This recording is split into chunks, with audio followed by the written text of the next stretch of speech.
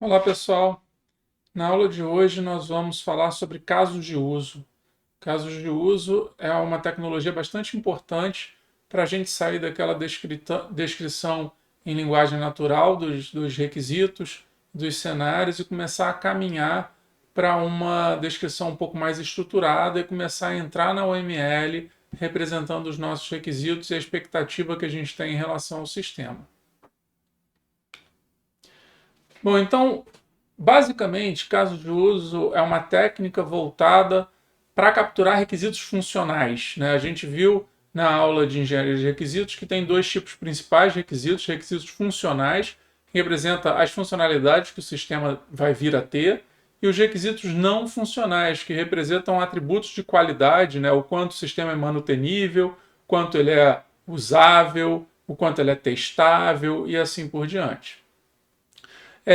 Os casos de uso descrevem o sistema sob a ótica do usuário, então nós vamos conseguir enxergar quem são os usuários do sistema e o que cada usuário do sistema tem interesse de usar dentro do sistema. E uma coisa bastante interessante dos casos de uso é que ele foca na interação típica do usuário com o sistema. Ele também representa as interações alternativas, quando algo dá errado, mas o foco principal dele, a preocupação principal é tentar mostrar qual é a interação mais comum entre o usuário e o sistema. Como eu falei para vocês, a gente normalmente começa a descrever os requisitos em linguagem natural, né? Depois a gente enumera os requisitos e os casos de uso eles nascem a partir dessa descrição em linguagem natural dos requisitos, onde a gente começa a dar estrutura para essa informação que inicialmente é um parágrafo com um texto. Agora ele vai começar a ganhar estrutura e ajuda a gente a conseguir enxergar claramente as funcionalidades que o sistema vai ter.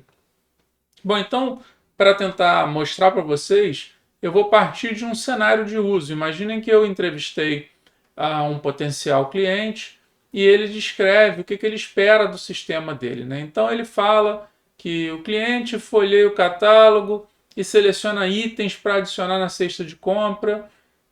Quando o cliente deseja fechar a compra, deve informar os dados do cartão de crédito e confirmar a compra. O sistema autoriza a venda junto à operadora do cartão de crédito e notifica o cliente, tanto de forma síncrona na tela imediatamente, quanto de forma assíncrona via e-mail. Então aqui a gente vê claramente que é um sistema de comércio, né? E que a gente vai desenvolver. A primeira coisa que a gente tem que notar, o que foi contado ali para a gente é o esperado, né? É o cenário típico, é o que a gente quer que aconteça na grande maioria das vezes. Só que existem situações atípicas, situações que acontecem numa probabilidade menor, mas que podem acontecer. Uma delas é o cartão de crédito não ser autorizado. Na hora que o usuário tenta pagar, a, a empresa do cartão de crédito barra o pagamento. Outra possibilidade seria o cliente ser um cliente muito conhecido e ele ter a opção de pendurar essa conta e pagar a conta no final do mês ou algo assim. Então você tem alguns cenários alternativos que podem acontecer e aquele cenário inicial típico não está se preocupando naquele momento de falar desses cenários alternativos. Mas, independente do caminho do processo de venda ali que a gente estava vendo, né, se o cartão foi barrado e o usuário tentou usar um segundo cartão e deu certo ou não deu certo, se ele pôde pendurar a conta ou pendurar a conta ou não. Essas situações que podem acontecer, elas todas compõem um mesmo objetivo, elas têm um objetivo comum, que é o caso de uso de comprar produtos. Então, na verdade, enquanto a gente anteriormente, antes de entrar em caso de uso, a gente via cenários de utilização, agora que a gente está caminhando para casos de uso, a gente vai agrupar cenários que estão ao redor de uma mesma utilização do sistema.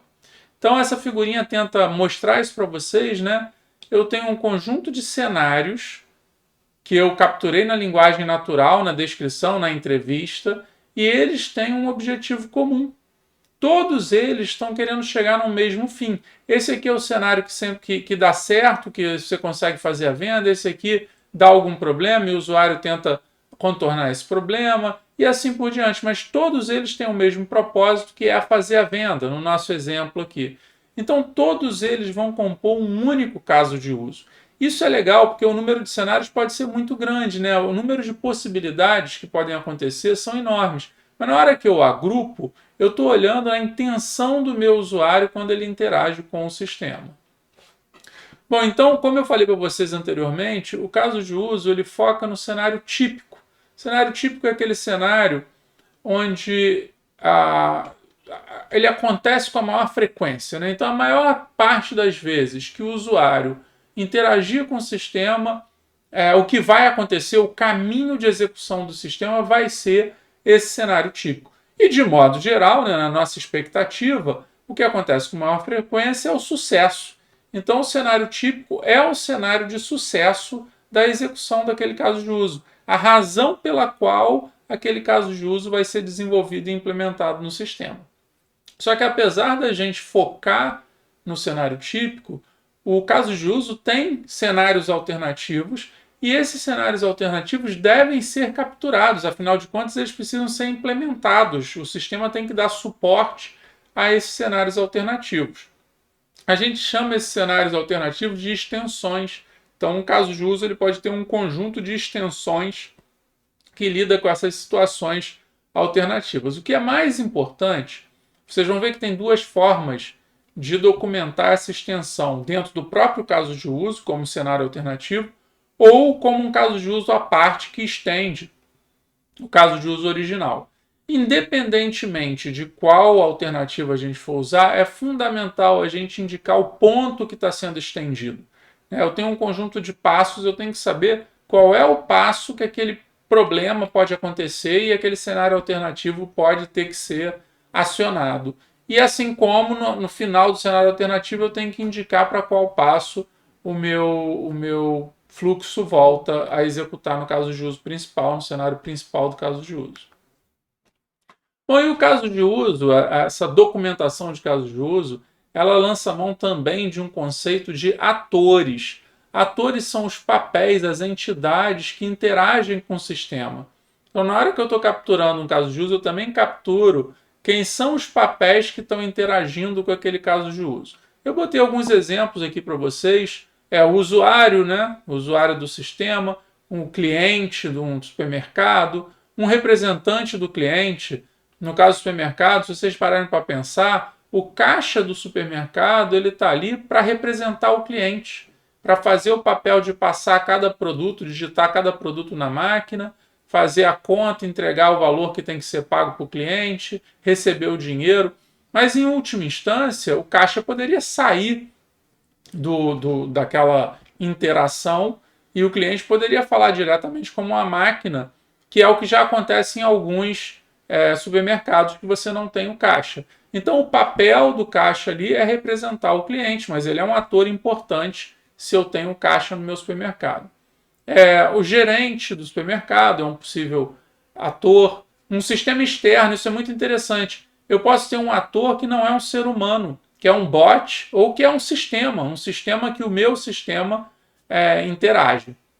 O que é importante aqui é vocês terem clareza que o ator é um papel, não é uma pessoa. Então eu botei um exemplo para fixar isso para vocês. Né? Se eu tenho um cliente chamado João, o meu ator vai ser cliente, não vai ser João. Então eu não vou ter pessoas específicas, eu vou ter os papéis e pessoas podem se enquadrar em determinados papéis.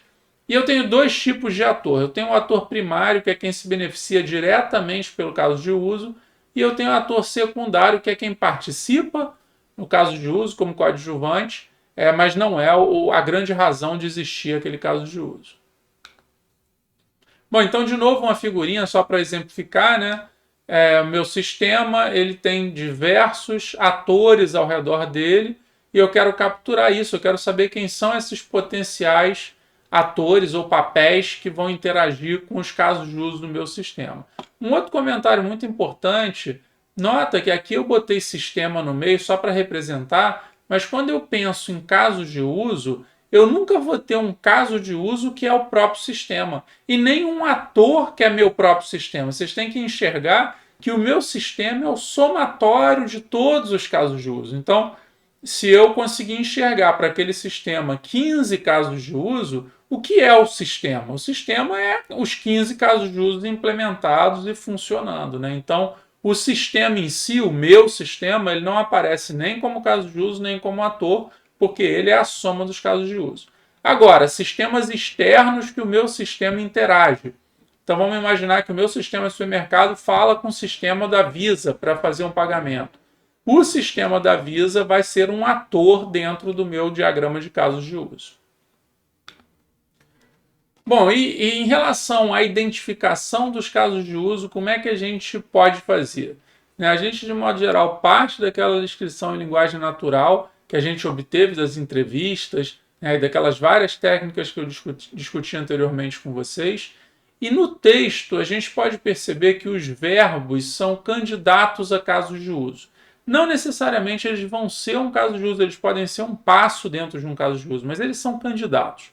E os atores, eles possivelmente são os substantivos da minha narrativa em linguagem natural. Então, eu botei exemplo aqui, o cliente entra na loja para comprar produtos. Ou o porteiro registra a chegada de encomendas. Nesses dois exemplos, eu tenho aqui o meu ator, está explícito. No primeiro exemplo, o ator é o cliente e o objetivo dele é comprar produtos. Então, isso aqui é o caso de uso. Aqui embaixo, porteiro é o meu ator e registra encomendas é o objetivo dele, é o caso de uso dele no sistema. Então, essa leitura ela já ajuda a gente a extrair os casos de uso, ou pelo menos os casos de uso potenciais e os atores potenciais. Bom, e em relação à descrição do caso de uso? Como que a gente estrutura, como é que a gente escreve um caso de uso? Não existe consenso na literatura. Na verdade, a UML ela define diagrama de casos de uso, mas ela não define descrição de casos de uso. Então isso é um pouco aberto, existem vários livros importantes que definem um norte para a gente, mas vocês vão ver estilos diferentes. Então eu trouxe dois estilos aqui para vocês, eu trouxe um estilo simples e um estilo detalhado. E aí vocês vão ser capazes, em função do problema que vocês estão representando, selecionar qual desses dois estilos que vocês entendem que é mais apropriado. Vocês podem, inclusive, para um caso de uso menos relevante, que tenha menos risco, trabalhar numa estrutura mais simples e para um caso de uso mais complexo, com mais risco, uma estrutura detalhada. Então, assim, estrutura simples. O que eu tenho aqui? Eu tenho 3 elementos. Eu tenho o nome, o cenário típico e os cenários alternativos do caso de uso. É o básico do básico. Eu não consigo ter menos do que isso, né? Então, eu botei um exemplo aqui para vocês verem, né? Nesse caso aqui específico, o nome do caso de uso é compra de produto. O cenário típico, sempre numerado os passos, isso é fundamental. O cenário é uma sequência de passos. E o estilo da escrita é importante, seguir sempre esse aqui, onde eu falo qual é o ator que está fazendo cada ação. E quando o caso de uso está respondendo, eu falo que o sistema faz alguma coisa. Lembra que o caso de uso é um pedaço do sistema, né? É o pedaço que está no meu interesse. Então vamos dar uma lida junto? Primeiro passo, o cliente folheia catálogo e seleciona itens para comprar. Aqui um ponto interessante. Descrição de casos de uso, é muito comum você ter passos que não vão ser implementados. Tem gente que coloca, primeiro passo do caso de uso, o cliente entra na loja. Isso, num primeiro momento, não tem efeito nenhum em implementação, mas isso pode fazer contexto para a gente entender os demais passos e pode, inclusive, um dia ter alguma implicação em implementação, mas no momento inicial não teria, né? Cliente fecha a compra. Cliente escolhe a forma de entrega, o sistema apresenta o preço total. O cliente fornece os dados do cartão, o sistema autoriza a compra. O sistema confirma na tela a compra, o sistema envia um e-mail confirmando a compra. Então aqui eu descrevi o cenário típico, tudo dando certo. Só que aqui embaixo eu estou descrevendo 2 cenários alternativos. O primeiro é o 5A, 5A está indicando que é um cenário alternativo ao passo 5. Então aqui o cliente fornece os dados do cartão de crédito, o passo alternativo é o cliente é conhecido. Então o sistema pendura o pagamento e retorna para o passo 7, vem para cá. Né? Então o cliente não precisou pagar. Aqui eu tenho um outro cenário alternativo, 6A, que é o sistema autoriza a compra. O alternativo é a operadora do cartão não autoriza a compra. Se isso aqui acontecer, o cliente pode fornecer outro cartão, retornando para o passo 5 ou cancelar a compra. Então eu consegui descrever o cenário típico, tudo dando certo, e eu coloquei como se fossem remendos, né? Um remendo aqui falando que o 5 pode ter um cenário. Se eu tivesse dois cenários alternativos no mesmo passo, eu ia ter o 5A e eu ia ter o 5B, né? Que são dois cenários possíveis que podem acontecer no passo 5, diferente do cenário típico. Bom, a estrutura detalhada, ela traz outros campos. Traz aqueles que a gente já viu na Simples, mas traz também alguns outros campos. Então, a gente tem um nome que já tinha na Simples, tem a lista de atores, quem são os atores que interagem com esse caso de uso. O diagrama de caso de uso, que eu vou mostrar para vocês daqui a pouco, também traz essa informação. Tem a visão geral, aquela descrição textual que eu já trouxe lá da minha entrevista. Então eu posso colocar aqui no meu caso de uso para a pessoa poder dar uma lida e entender o que esse caso de uso faz. Referências cruzadas para outros artefatos, para os requisitos. Quais são os requisitos que estão sendo implementados por esse caso de uso? Quais outros casos de uso estão de alguma forma relacionados com esse caso de uso? E classes que implementam esse caso de uso. Né? Esse caso de uso vai ser implementado. Quais são as classes? Por que isso é importante? Porque se tiver um defeito no software, eu consigo rapidamente pegar o caso de uso que eu estou vendo que está com defeito e saber quais são as classes que implementaram esse caso de uso e ir direto para aquela região de código onde possivelmente está o defeito. Gatilho, isso aqui é quando um cenário alternativo é muito complexo, ele vira um caso de uso por si só. E aqui no campo gatilho a gente indica qual é o caso de uso base e em que passo que esse caso de uso alternativo vai interceptar. Isso aqui eu vou te explicar um pouquinho mais para frente quando a gente estiver falando do diagrama de casos de uso.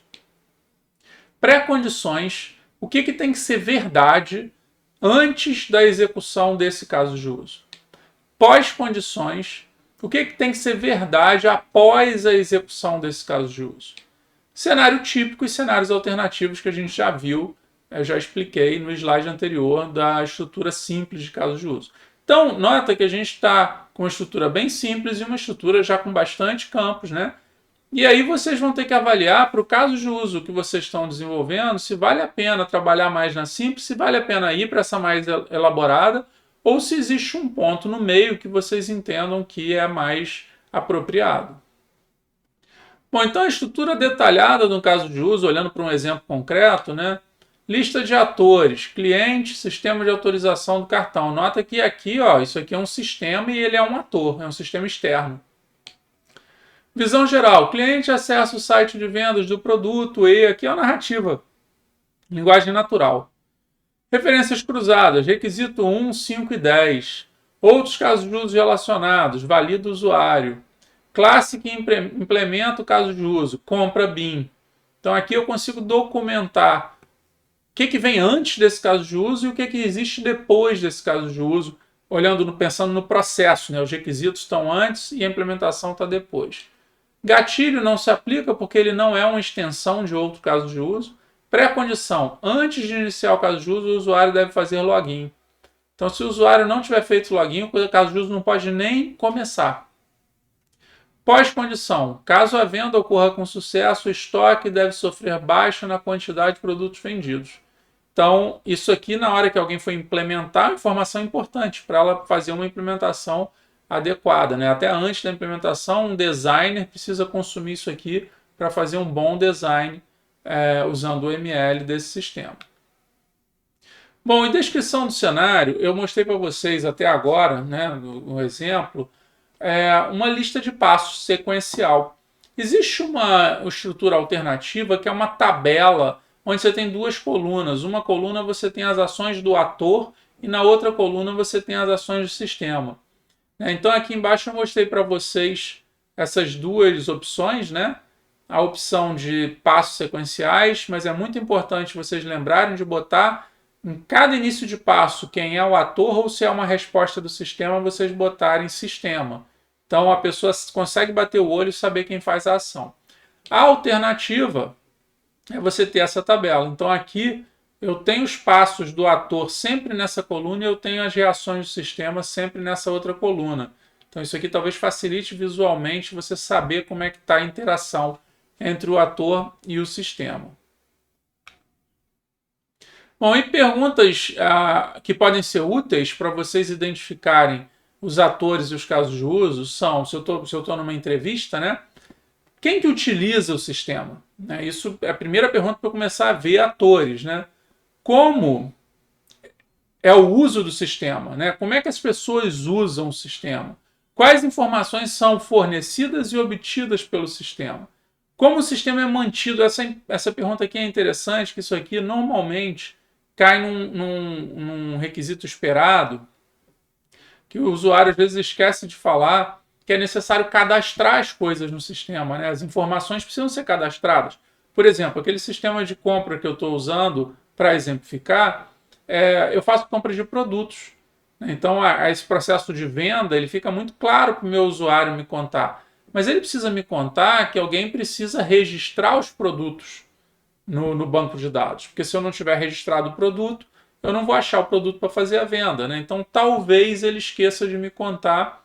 E é uma pergunta importante, né? Como é que eu mantenho o sistema? Mantenho no sentido de cadastros que eu tenho que fazer, coisas que não estão no objetivo final do sistema, mas que são necessárias para aquele objetivo final poder acontecer. E quais outros sistemas interagem com esse sistema. E perguntas que ajudam a gente a identificar os cenários, né? O cenário típico alternativo. Primeira, quando tudo dá certo, como é que o sistema se comporta? Então, se é um sistema de vendas, ele vai me contar o que ele espera que seja uma venda que deu tudo certo, sem problema nenhum. E se algo pode acontecer de diferente, quer dizer, se ele me conta esse passo a passo que dá certo, eu poderia visitar alguns passos e perguntar para ele, mas e aqui? Aqui pode acontecer alguma coisa inesperada, alguma coisa diferente, e aí ele vai me contar. E eu posso ser até mais objetivo e perguntar o que pode dar errado nesse passo.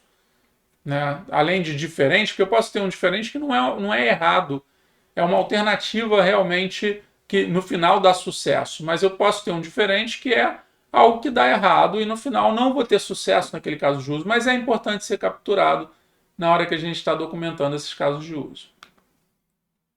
Bom, e outro ponto importante é quando um passo num caso de uso começa a ganhar muita complexidade. E a gente precisa fazer uma reflexão. Porque um passo de um caso de uso, dependendo do grau de complexidade dele, ele pode ser promovido a um caso de uso por si só. Ou uma sequência de passos. Eu posso ter uma sequência de passos que, no final das contas, aquela sequência está se repetindo em vários casos de uso. Isso é sinal de que aquilo ali poderia ser um caso de uso por si só. O exemplo do login é bastante efetivo.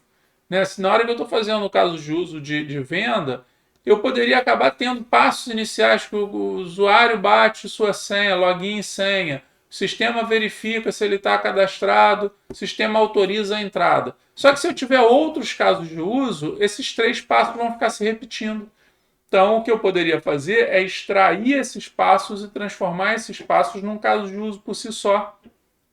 E aí aqueles casos de uso que têm esse espaço em comum, eles vão fazer uma referência a esse caso de uso que contém essa ação.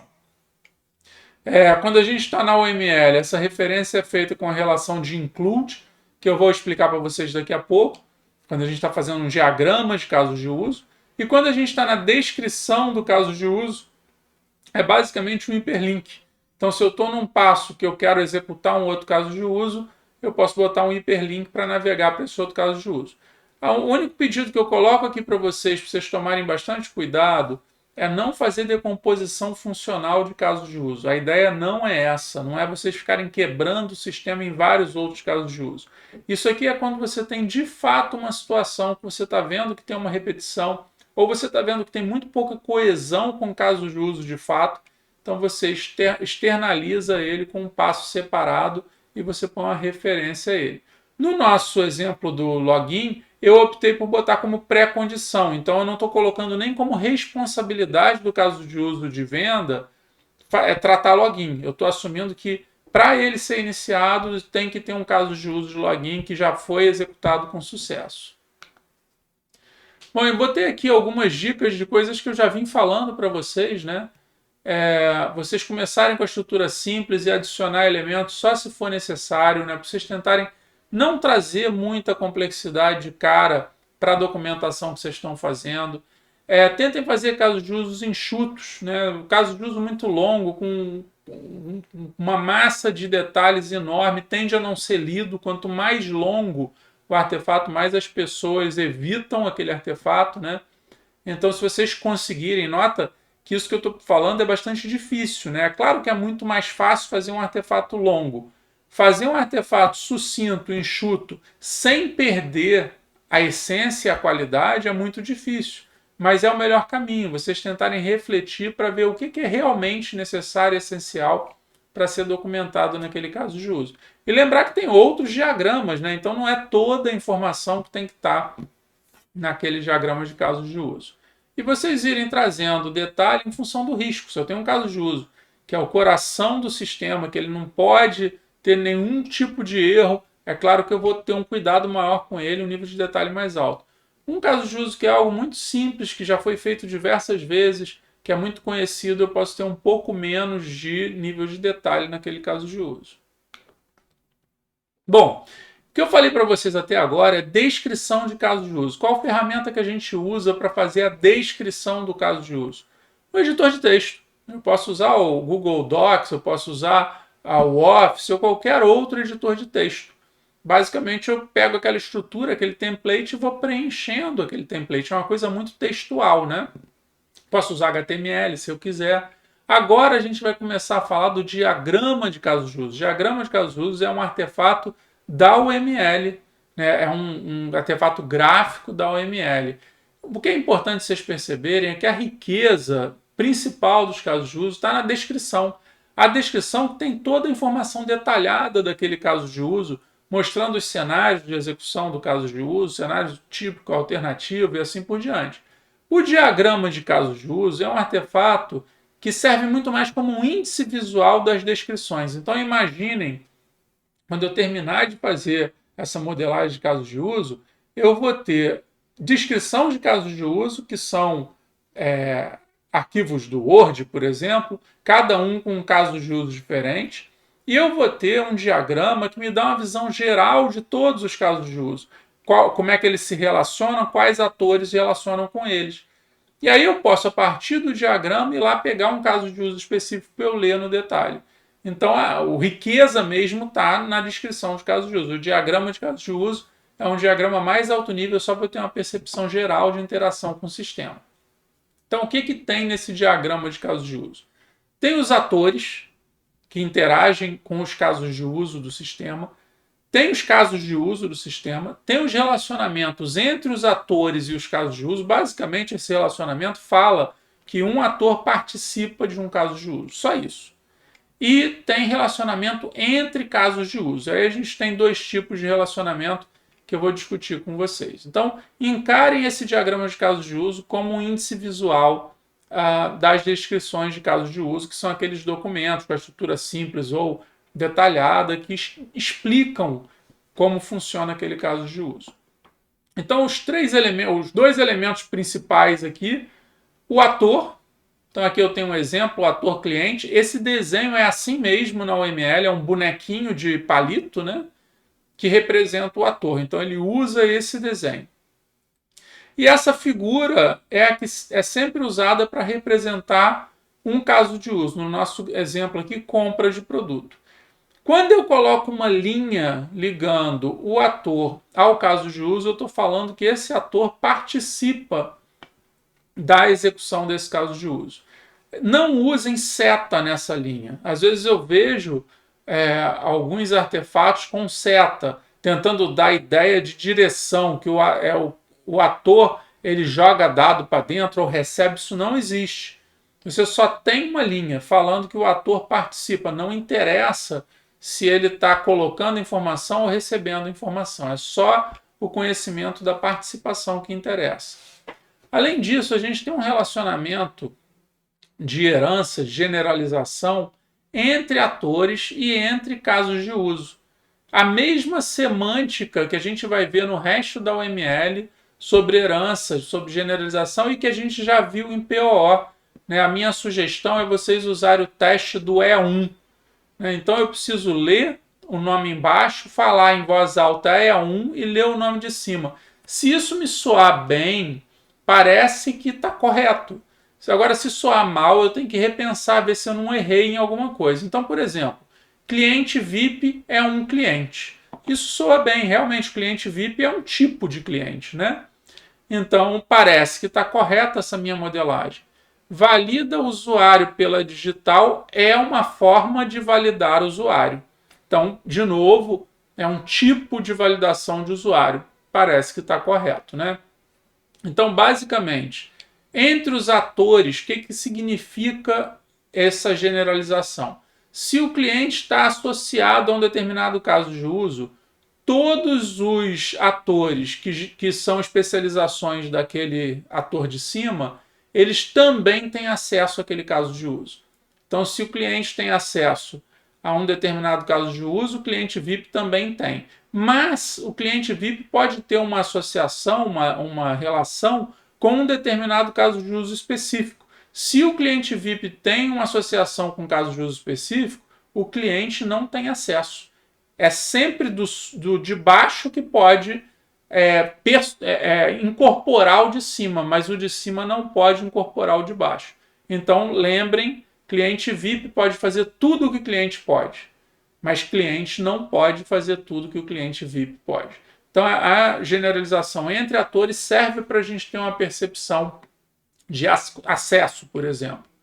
E a generalização entre casos de uso, de modo geral, é usada para a gente mostrar variantes tecnológicas. Então, eu tenho um determinado caso de uso que eu posso implementar de formas diferentes e eu posso usar o conceito de variante. São alternativas de implementação daquele caso de uso. Valido usuário, por exemplo, é um caso de uso mais abstrato, e eu tenho valido usuário pela digital, que é uma forma específica de validar o usuário. Bom, além dessa relação de generalização, existe uma relação de extensão. Aqui que eu falei que eu ia retomar lá do gatilho, que eu falei da descrição do caso de uso. Nota que se você tem um caso de uso, você descreve o passo principal, né? O passo esperado daquele caso de uso. E você detalha separadamente os cenários alternativos, né? Eu tenho meu cenário principal com um conjunto de passos, e no passo 5, por exemplo, eu posso falar, não, aqui pode acontecer uma coisa diferente. Então eu detalho um cenário alternativo para aquele passo 5 e eu explico o que acontece naquele cenário alternativo. Eu mostrei 2 exemplos lá na descrição dos casos de uso. Um era de pendurar a conta, outro era do cartão de crédito ser negado. Os 2 eram muito simples, faz todo sentido vocês deixarem como cenário alternativo. Só que às vezes o cenário alternativo ele tem uma complexidade por si só muito grande. Ele tem os seus próprios cenários alternativos, né? Então, quando isso acontece, é melhor vocês refatorarem, transformar esse cenário alternativo num caso de uso por si só. Quando vocês fazem isso, nota, eu passei a ter 2 documentos do Word. Eu tenho do meu caso de uso original e eu tenho um outro do meu alternativo.